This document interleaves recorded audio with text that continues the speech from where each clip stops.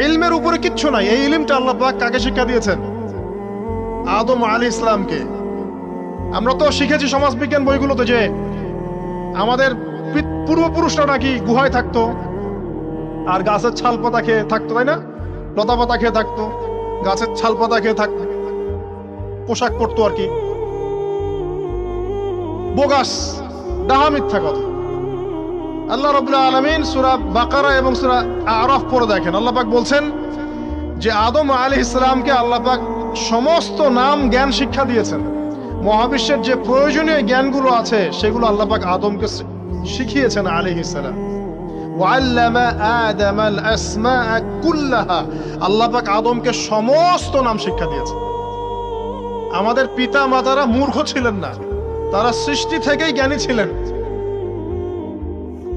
আদম আলাইহিস সালামের পারমাণবিক বোম বানানোর কোনো প্রয়োজন ছিল না। ছিল? বানান নাই। আপনার মধ্যে এই জ্ঞানটা আসছে কিভাবে? বাই ডিএনএ আপনি জ্ঞান পাচ্ছেন, কারণ আমরা আদম সন্তান। অনেক জ্ঞান আমাদের ভিতরেই আছে, এগুলো চর্চার মধ্য দিয়ে, গবেষণার মধ্য দিয়ে প্রস্ফুটিত হয় মাত্র।